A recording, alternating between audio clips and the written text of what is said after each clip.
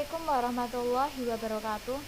Perkenalkan, nama saya Nia Nurismayanti dengan NIM 202053216 dari kelas D Sistem Informasi. Di sini saya akan menjelaskan tentang akuntansi perusahaan dagang. Pertama, kita harus mengetahui pengertian perusahaan dagang. Perusahaan dagang adalah perusahaan yang membeli barang untuk tujuan menjualnya kembali tanpa mengubah bentuk atau sifat barang secara berarti. Jadi, perusahaan dagang itu membeli barang dan dijual kembali tanpa dirubah bentuknya sama sekali. Yang kedua ada karakteristik perusahaan dagang. Karakteristik perusahaan dagang yang pertama yaitu memperoleh laba dengan jalan menjual barang dagangan yang melebihi harga pokok. Penjualan dan biaya penjualan, sehingga sumber pendapatan utama perusahaan dagang adalah pendapatan penjualan, yaitu semisal harga pengambilan barang yaitu 5.000, maka bisa dijual 7.000 atau 8.000, 3.000-nya sebagai laba. Yang kedua yaitu membeli barang untuk tujuan menjualnya kembali tanpa mengubah bentuk sifat barang secara berarti. Yang ketiga, barang dagangan berupa barang konsumsi atau barang produksi dan bahan baku untuk produksi.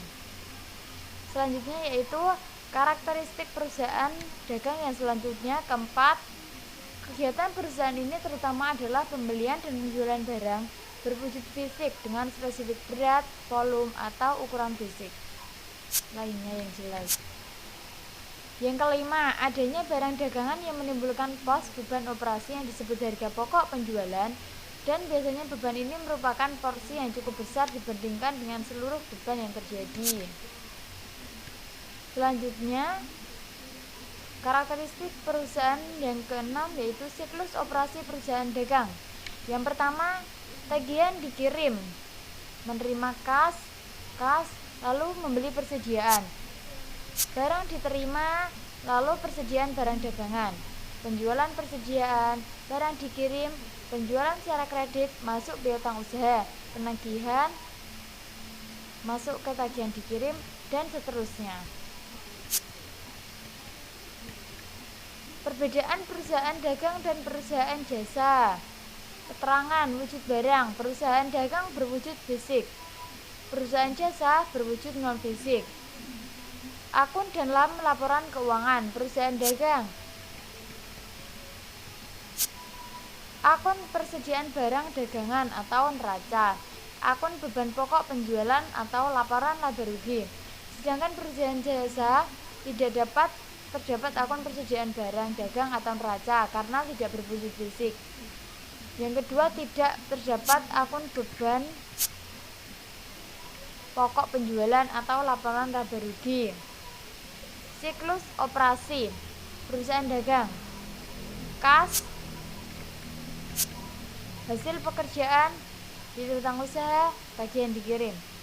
Perusahaan jasa, tagihan dikirim, kas, barang diterima. Ini kebalik ya. Yang ini punyanya perusahaan dagang karena ini ada barang diterima, barang dikirim, dan yang ini miliknya perusahaan jasa. Selanjutnya, perbedaan perusahaan dagang dan perusahaan jasa yang selanjutnya yaitu kegiatan utama. Perusahaan dagang membeli dan menjual barang dagangan dari pemasok, sedangkan perusahaan jasa memberikan jasa kepada pengguna jasa, jadi tidak memerlukan pemasok. Yang kedua, persediaan. Perusahaan dagang memiliki persediaan barang, dan perusahaan jasa tidak memiliki persediaan barang. Penentuan harga pokok. Perusahaan dagang relatif murah. Perusahaan jasa tidak perlu menentukan harga pokok barang. Rekening-rekening dalam perusahaan dagang. Yang pertama yaitu pembelian. Akun ini dipergunakan untuk mencatat jumlah harga beli barang dalam satu periode. Yang kedua, return pembelian atau pengembalian. Akun ini dipergunakan untuk mencatat jumlah harga barang yang dikembalikan kepada pemasok karena alasan tertentu, entah barang itu cacat atau barangnya kurang, barangnya rusak atau tidak sesuai. C. Potongan pembelian. Akun ini dipergunakan untuk mencatat potongan harga yang diterima dari penjual karena perusahaan membayar harga barang dalam masa potongan atau diskon. Yang keempat atau D. Beban angkut pembelian. Akun ini dipergunakan untuk mencatat jumlah biaya angkut barang yang dibeli jika ditanggung oleh perusahaan. Selanjutnya, rekening-rekening dalam perusahaan. Yang kelima, penjualan. Akun ini dipergunakan untuk mencatat pendapatan dari penjualan barang dagangan. F. Retur penjualan. Ini sama seperti tadi, cuma diulang, jadi tidak usah dijelaskan kembali.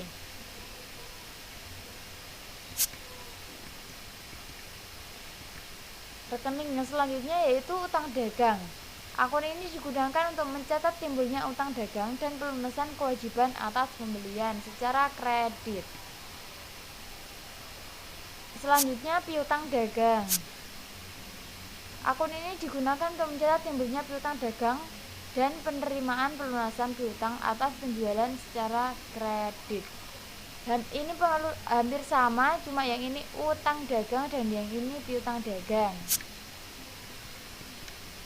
Mencatat transaksi ke buku jurnal umum. Penjualan tunai, pencatatan transaksi. Kas di sebelah kiri, penjualan di sebelah kanan. Penjualan kredit, pencatatan transaksi. Piutang dagang di sebelah kiri dan penjualan di sebelah kanan. Potongan penjualan, pencatatan transaksi. Kas di sebelah kiri, potongan penjualan di sebelah kiri, piutang dagang di sebelah kanan. Retun penjualan secara kredit. Pencatatan transaksi, retun penjualan di sebelah kiri dan piutang dagang di sebelah kanan. Mencatat transaksi ke buku jurnal umum selanjutnya yaitu retun penjualan secara tunai. Retur penjualan di sebelah kiri dan kas di sebelah kanan. Pembelian tunai,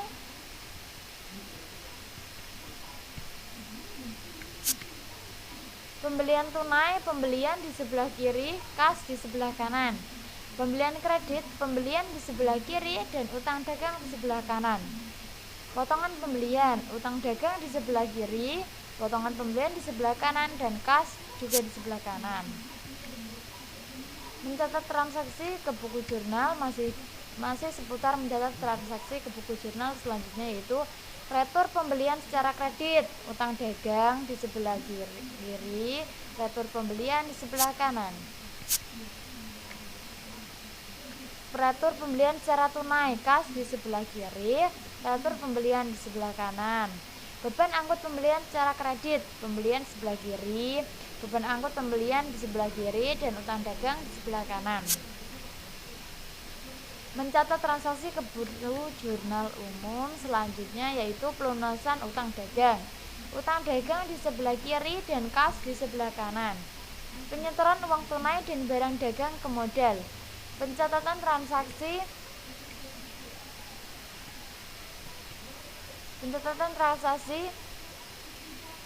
kas di sebelah kiri, persediaan di sebelah kiri, modal di sebelah kanan.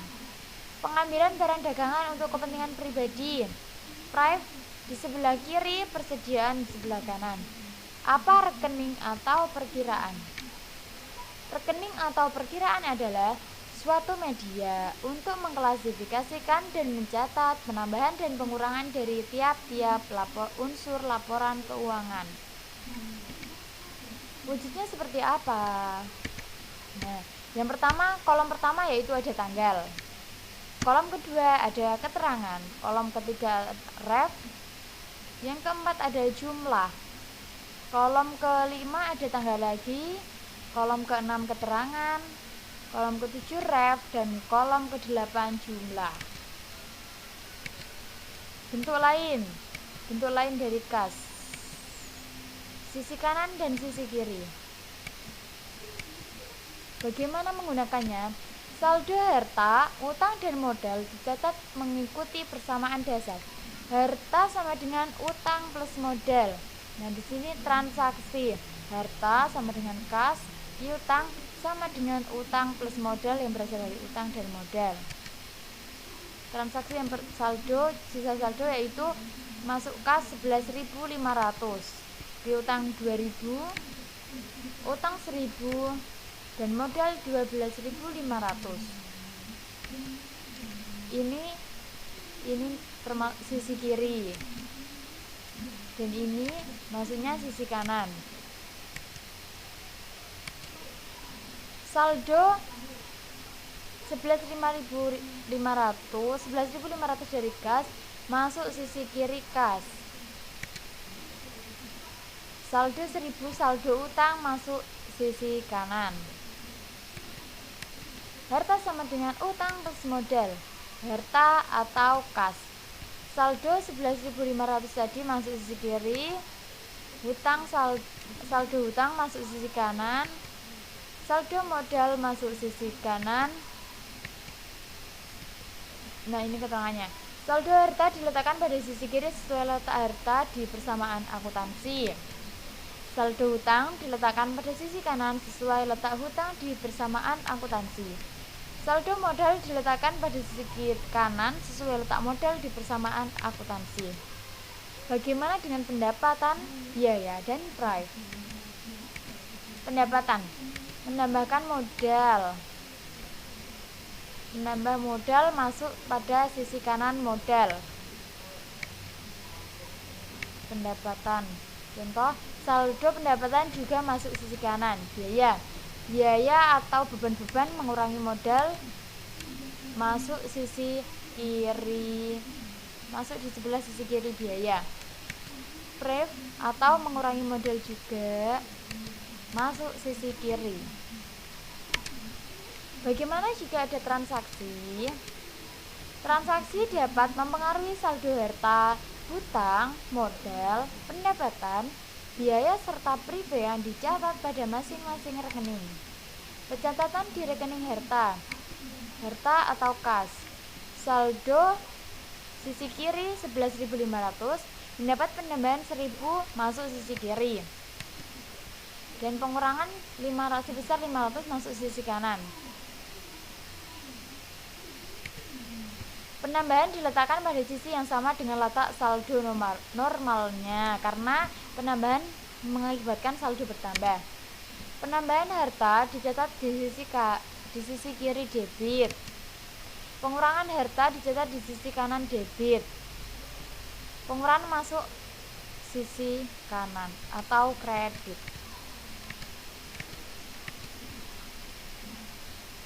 Pada saldo hutang, pengurangan masuk di sisi kiri atau debit karena hutangnya bertambah. Sedangkan saldo dan penambahan masuk sisi kanan atau kredit. Penambahan hutang diletakkan pada sisi yang sama dengan letak saldo normalnya. Penambahan hutang dicatat di sisi kanan atau kredit. Pengurangan hutang dicatat di sisi kiri atau debit. Pencatatan rekening di modal. Pada modal pengurangan masuk sisi kiri, saldo masuk sisi kanan, dan penambahan masuk sisi kanan atau sama dengan saldo. Penambahan modal diletakkan pada sisi yang sama dengan letak saldo normalnya. Penambahan modal dicatat di sisi kanan atau kredit. Pengurangan modal dicatat di sisi kiri atau debit. Kesimpulan yang pertama yaitu mencatat di sisi debit belum tentu merupakan penambahan. Mencatat di sisi kredit belum tentu merupakan pengulangan. Mencatat di sisi debit rekening disebut pendebitan. Dan mencatat di sisi kredit rekening disebut pengkreditan. Pedoman penggunaan akun. Yang pertama ada kolom nomor. Yang kedua ada jenis akun. Kolom ketiga ada saldo normal. Kolom keempat ada penambahan, dan kolom terakhir yaitu pengurangan. Jenis akun contohnya yaitu harta. Saldo normal ada di kiri, penambahan ada di kiri, dan pengurangan ada di kanan. Yang kedua yaitu ada akun hutang. Saldo normal ada di kanan, penambahan hutang ada di kanan, dan pengurangan hutang ada di kiri. Yang ketiga ada jenis akun modal.